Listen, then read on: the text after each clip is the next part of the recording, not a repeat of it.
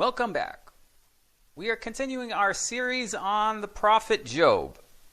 And what you can see here, we have on your screen, it's BitChute. We also are posting these videos on Vimeo. Doesn't matter, as you like. But we just want to recap the videos that we have discussed in the book of Job so far. For example, Behemoth. All right, Behemoth. This is kind of one of the ones that we started off with, explaining how Behemoth, the beast that's in Job chapter 40, that creature is the beast of Revelation. And then in Job 41, there's another one called Leviathan. And we began to see that we have more prophetic significance happening in the book of Job.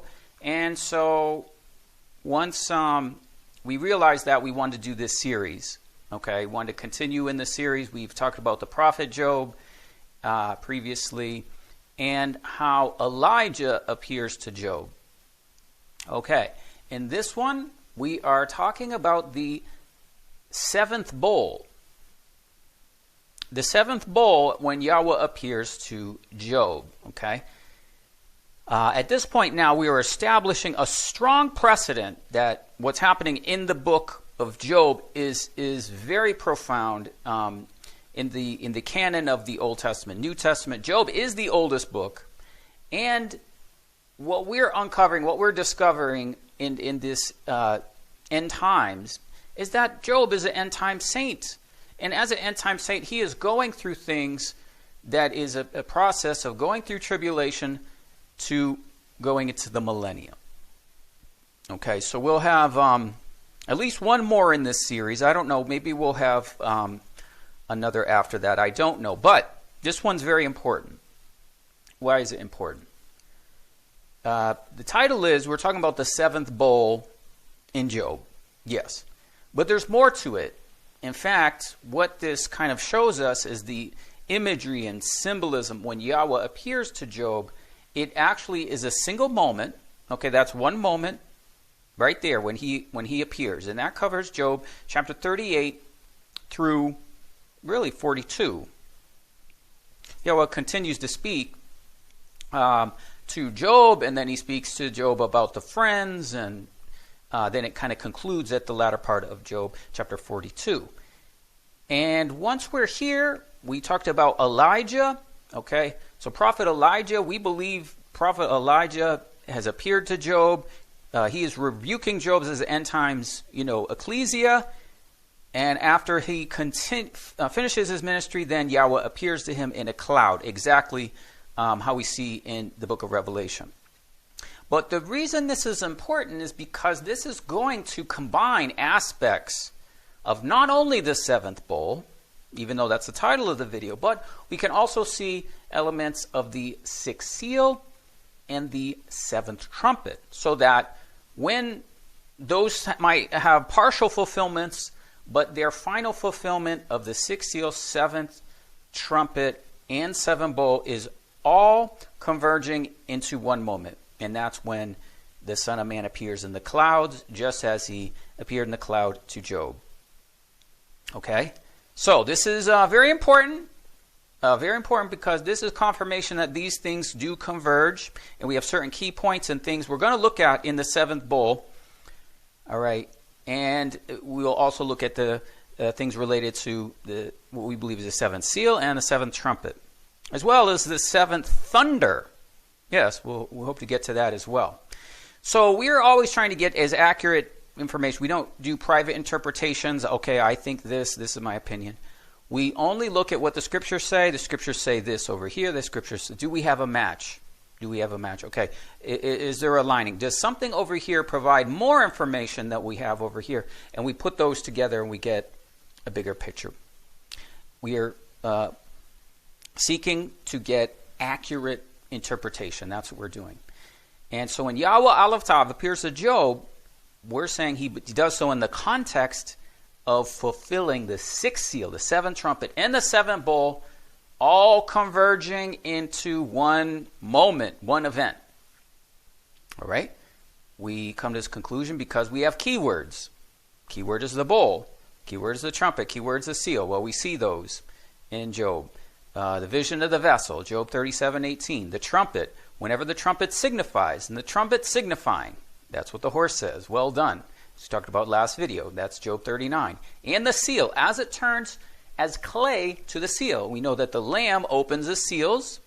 Okay, so we believe that what's being applied here is we have the bowls, trumpet, and seals. Okay, here in the place of Yahweh's appearing to Job. Thus, the elements, 6 seals, 7 trumpets, 7 bowl, in the latter part of the book of Job. Okay, this is the Son of Man appearing in the clouds. Okay, he appeared to Job. All right. And for the context, let's take a read. And what is the 7th bowl? What is the 7th trumpet? Well, it's more than this, but we're just going to read it real quick. For the 7th angel poured out his vial or bowl into the air, and there came a great voice out of the temple of heaven and from the throne saying, "It is done." Okay, these are our keywords. It is done. There were voices, thunders, another keyword, lightnings, and there was a great earthquake. Okay, earthquake keyword, such as not seen since men were upon the earth, so mighty a earthquake so great. And the great city was divided in 3 parts, and the cities of the nations fell. And great Babylon came in remembrance before God, and he gave unto her the cup of the wine of the fierceness of his wrath. Okay, and every island fled away, and the mountains were not found, and they fell upon men great hail. Okay, another key word, great hail. Out of heaven every stone about the weight of a talent. And the men blasphemed God because of the plague of the hail, and the plague thereof was very great. Okay, that's just reading the 7th bowl in Revelation 16. Let's read about the 7th trumpet, Revelation 11. In the same hour there's a great earthquake, and the 7th part of the city fell. Okay, and the earthquake were slain of men 7,000, and the remnant were affrighted and gave glory to God of heaven. The 7th angel sounded, and there were great voices in heaven, saying, "The kingdoms of this world have become the kingdoms of our Lord and of his Christ, and he shall reign forever and ever. And nations were angry, and your wrath is come, and the time of the dead, that they should be judged, that you should give reward unto your servants the prophets and saints, and those that fear your name, small and great, and should destroy them which destroy the earth, and the temple." Okay, remember how we seen the temple in the 7th bowl. The temple of God was open in heaven, and they were seen in the temple the Ark of the Covenant. Okay, Ark of the Covenant, another key word. And there were lightnings, voices, and thunders. Okay, another key word. And an earthquake, another key word. And great hail, another key word. So, these are the key elements that are taking place in the 7th bowl and 7th trumpet, which we clearly see.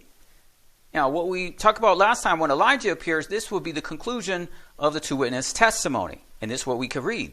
Revelation 11.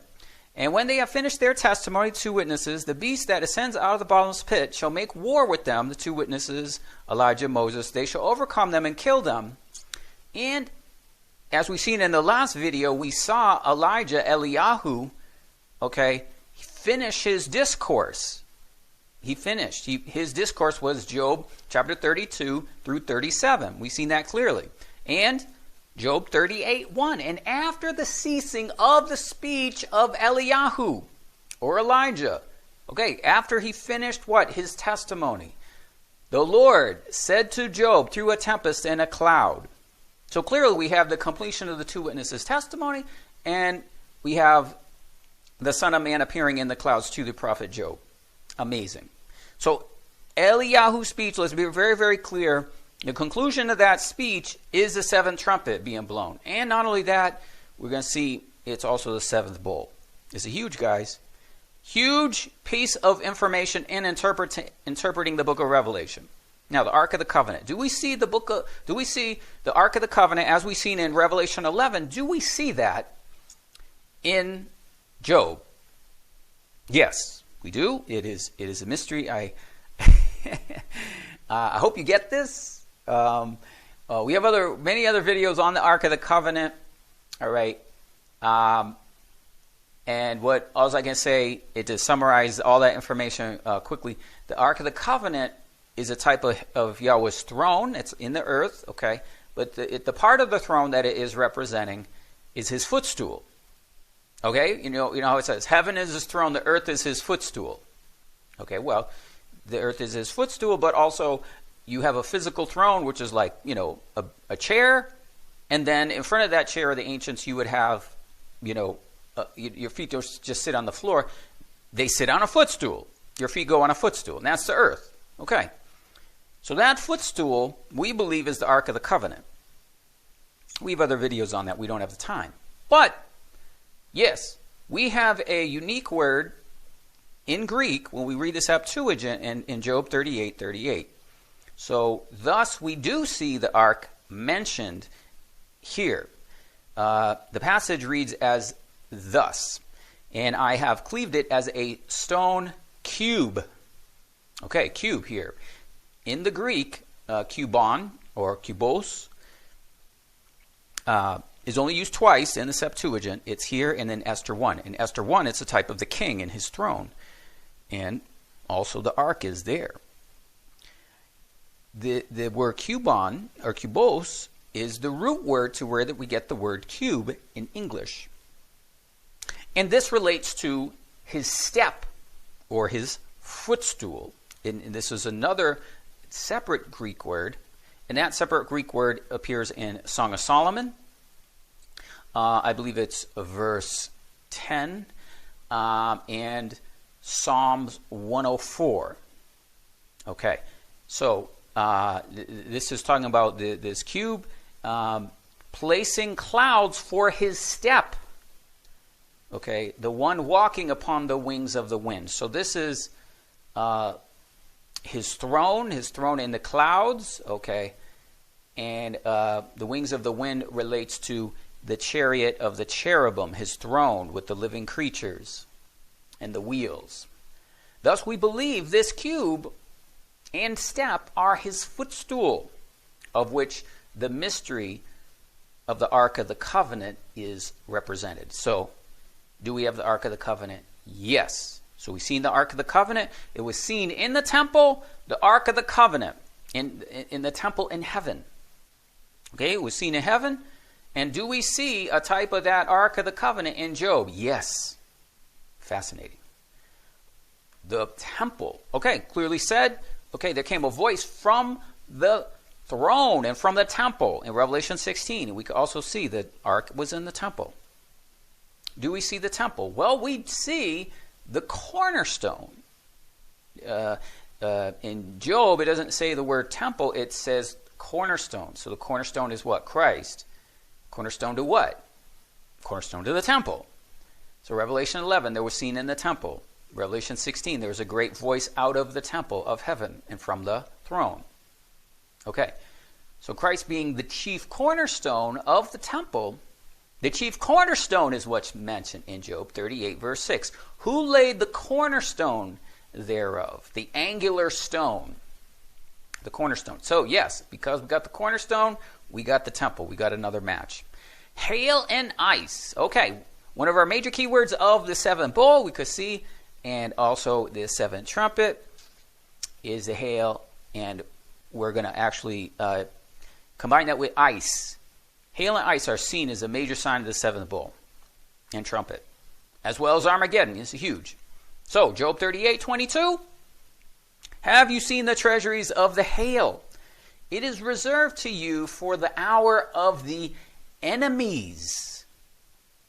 Interesting. The hail is reserved for an hour of the enemies in the day of war and battle. Wow. So the hail is reserved for one moment. Okay, we can see the Most High has used hail in battles before. He's used natural elements, okay, in wars with Joshua and Samuel. It's not new, but this is Job 38. So Job 38 is Armageddon. In the hour, the hour of his judgment, okay? So the day of war, the day of battle, that's the final battle, Armageddon. When Christ comes, he's coming in the clouds. And look, this could be multifaceted. All right, so we're dealing with the aspect of the hail, the natural hail, pieces of ice that are coming down. But there's another type of, whatever you want to call it, materials come down, and it's fire. We know Sodom and Gomorrah was destroyed with fire. So when we get hail in the Hebrew and the Greek, that can either be ice or that could be fire. In this hail, we see as the elements of the Gog-Magog war, Ezekiel 38:22. I will rain upon him, that's Gog, and Magog, and upon his bands, and upon many people that are with him, an overflowing rain, and great hailstones, fire, and brimstone. So that's the hailstones, brimstone, that's coming down as what? Fire. And there's another one that's hail that's like ice. Job 38:29. From out of whose womb came forth the ice. Okay, who gave birth to the frost of heaven when it comes down as flowing water? So it's coming down. It's coming down from the sky. So ice here in the Greek is kristallos. And that's, again, the root where we get the word in English, crystal. All right, guys.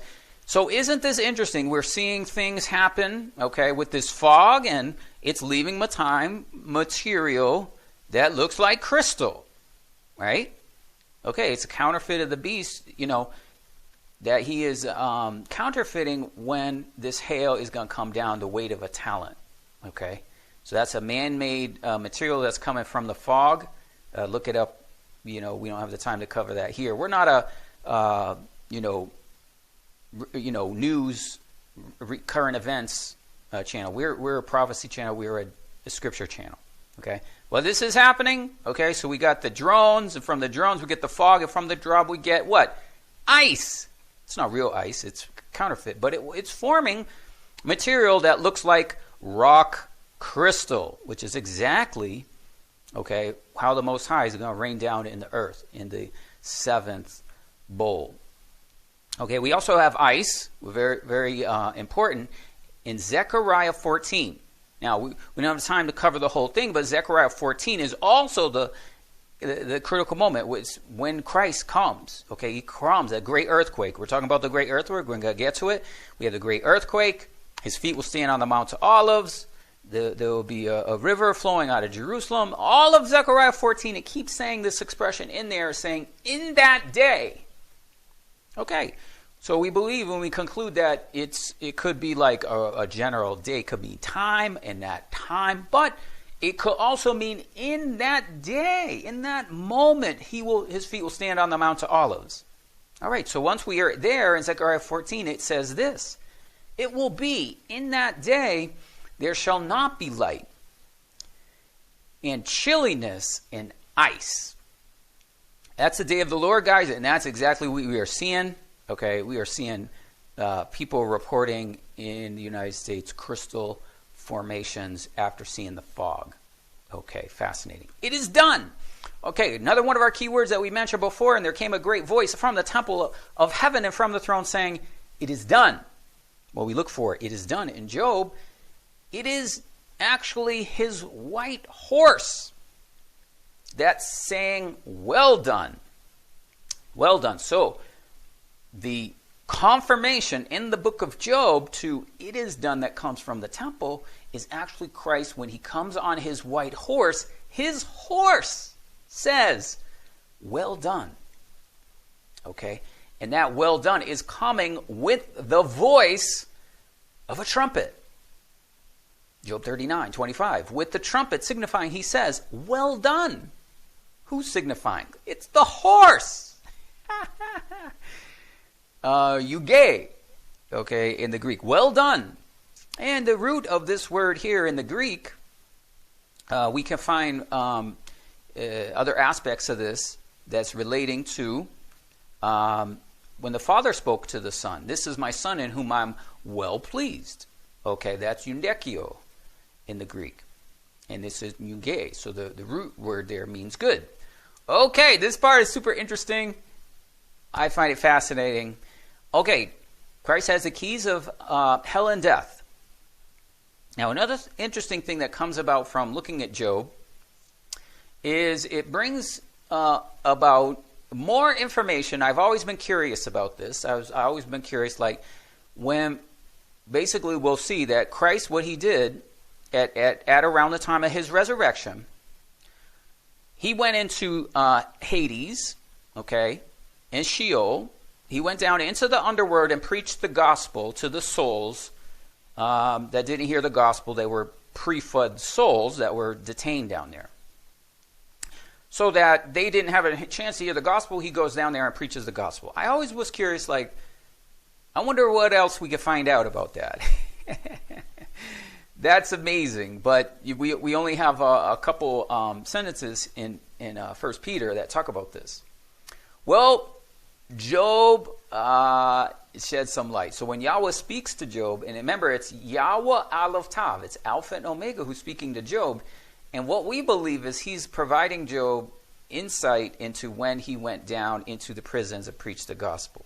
Okay, first off, let's talk about how Christ, he has the keys of hell and death. Revelation 1:18. Okay, we provide more insight here, all right, when Christ went into the underworld to preach the gospel to pre-flood souls. So, he says, I am he that lives, was dead, and behold, I am alive forevermore. Amen.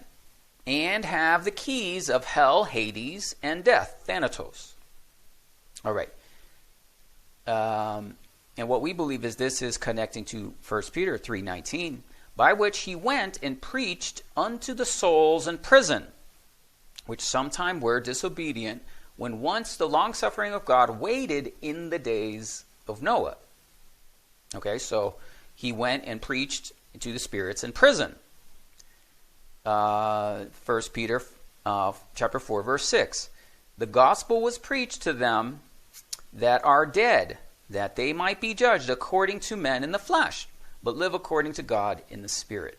So, we do know that Christ went, he preached to the souls in prison. Now, when Aleph Tav Yahweh is speaking to Job, he is telling Job that he went down there and they were alarmed at his presence, at his arrival into Hades. All right. Job chapter 38, verse 16. Did you come into the spring of the sea and walk on the tracks of the deep, or abyssos? That's the abyss. So this is the underworld. And do the gates of death, Thanatos, open to you in fear? Okay, so we just saw Christ. He has the key of hell, Hades, and death, Thanatos. Okay, and he's asking Job, do the gates of Thanatos open to you in fear? So Christ went down there. He has the key to hell and death. And he went down there into the underworld and went and preached to the souls. And he's asking Job, hey, do you have the keys to hell and death? Did you go down there? Fascinating. He continues. And did gatekeepers of Hades, in beholding you, become alarmed? So Christ went down there to preach, and he went down there, and they're like, what is he doing here? And this is confirmed as it continues. Job 38, verse 30. Who alarmed the face of the abyssos, of the abyss? So they were upset as his presence going down there. And so he went down there and, led captivity captive. He preached, okay. And it is Christ that has the key of hell and death. And that's why he said, I'll build my assembly, or my ecclesia, and the gates of Hades shall not prevail against it. Why? Because he has the keys. He's got the keys. Glory to his name. So, fascinating. The earthquake. Okay, another of our key words is the earthquake. A major sign of the seventh bowl, the hail. It is done. And the earthquake, which in Greek is seismos, should be seen. We should have something like this. Okay, Job 31:39. Speaking of Leviathan, he ridicules the quaking seismos of the fire bearer. So we do have the word seismos in our text here. And we do believe that this verse here in Job 38:13, the earthquake is implied. All right. That it might take hold of the ends of the earth, that the wicked might be shaken out of it. So when the wicked are shaken out of the earth that it's talking about, that's an earthquake. That's exactly what we could see with the seventh bowl earthquake. All right. We also believe Behemoth and Leviathan are judged. Okay. The beasts are judged. Is it the same day? We don't know. We'll see. But we do know from 2 Thessalonians 2 Then shall that wicked be revealed, whom the Lord shall consume with the spirit of his mouth, and shall destroy with the brightness of his coming. All right, with spirit of his mouth is when Christ is on the white horse, and out of his mouth proceeds a sharp two-edged sword. That's what this is talking about. That's 2 Thessalonians clearly talking about Revelation 19. All right. Well, that beast there, he's called Behemoth, and he's listed there in Job chapter 40. And it says of this sword, he that made him, that is, he that made Behemoth, he can make his sword approach unto him. So that is the sword, and Behemoth being judged, and the beast being judged in Revelation 19. All right.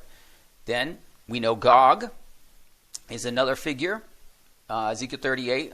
I'll turn you back. I'll put hooks in your jaws, and I'll bring you forth. Okay. So the other beast that we got Behemoth, that's the Antichrist, and we got Leviathan, who's Gog of the Gog-Magog war, and he is Leviathan in Job chapter 41. Those are the two beasts. We had talked about that previous video. Can you draw out Leviathan with a hook? Can you put a hook in his nose? So clearly, all right, we get this hook here. This hook is the judgment of Leviathan. Now we have a primary fulfillment, okay, of the events of Ezekiel 38 and 39, we know at the end of the millennium, but there's some things there that, of course, are great interest, and we'll watch to see how they're fulfilled. But we can see that Gog is judged there, and he's even buried somewhere as a memorial. And so, we'll see how that goes. It's something interesting to watch. Okay, the seventh thunder. What we believe is that 4 times in the King James it uses the word thunder, and this is a multifaceted, kind of prophecy, and we believe that these are all kind of happening with different voices of thunder, but they're all more or less the seventh thunder. Okay, so Job 38:25, the way of lightning of the thunder. Job 39:19, have you clothed his white horse, his neck with thunder?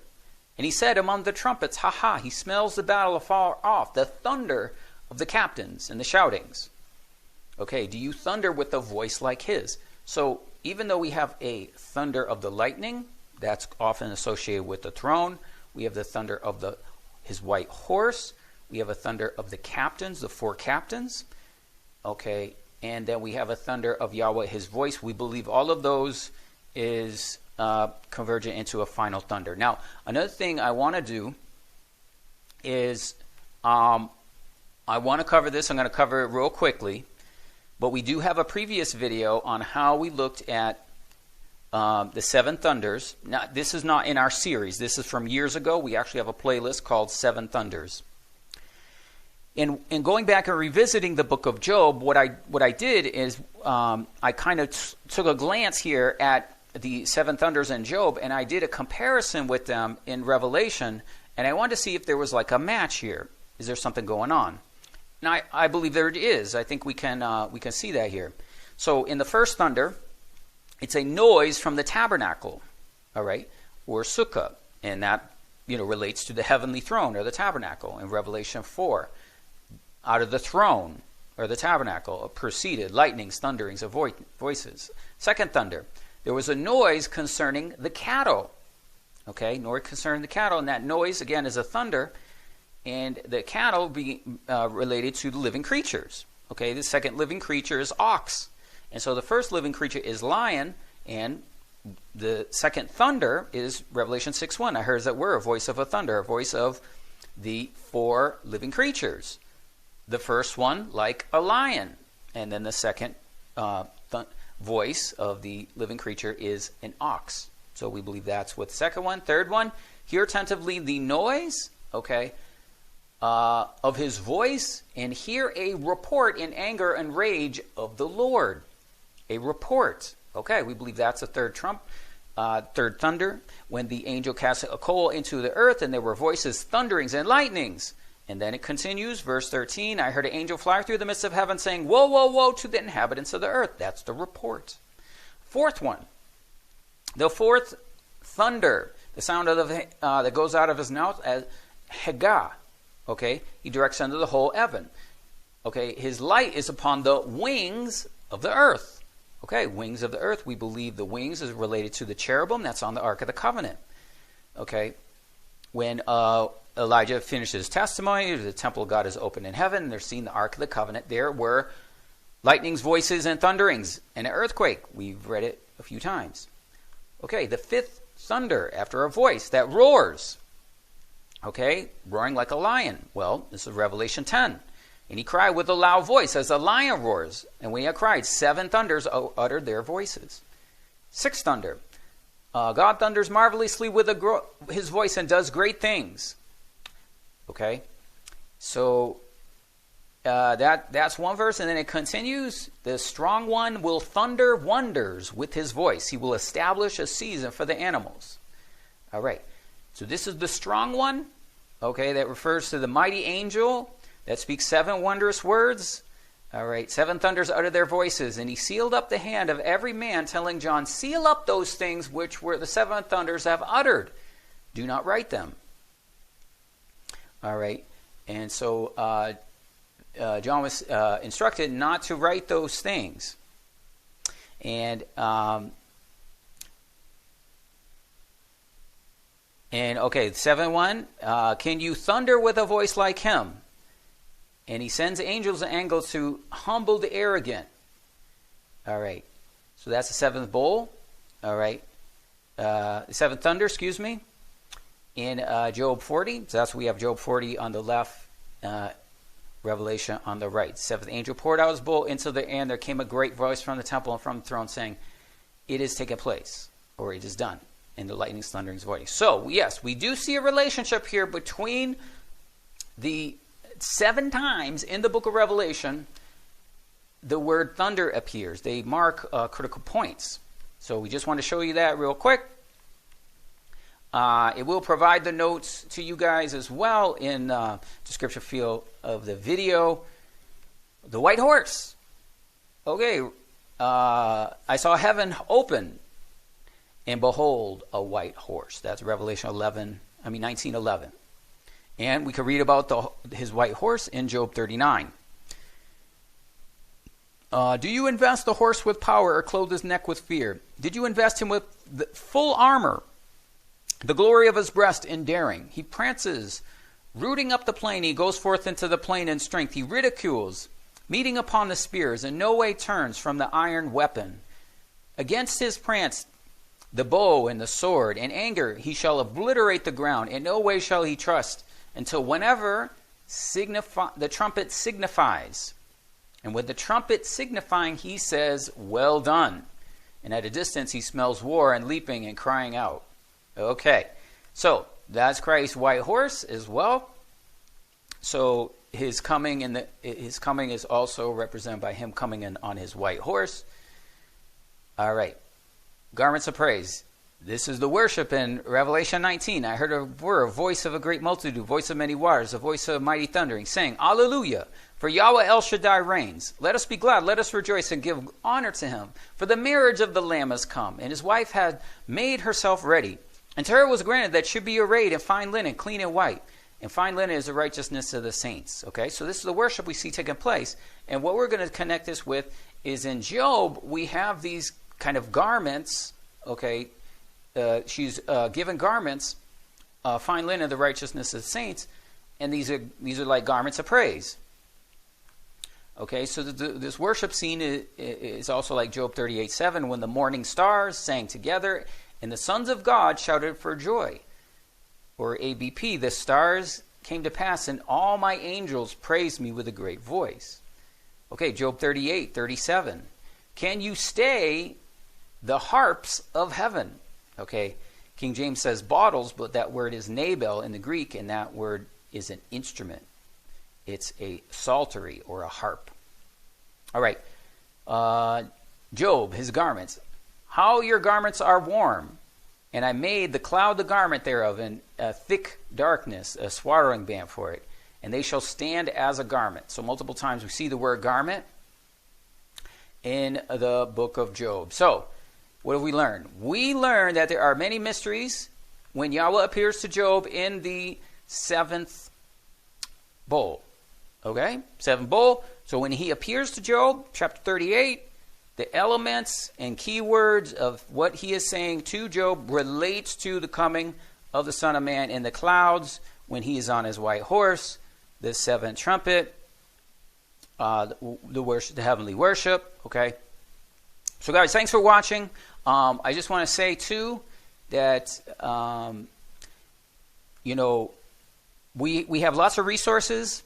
Okay, and we are going to notify you of videos if you will subscribe. So we're on the page leelandjones.com.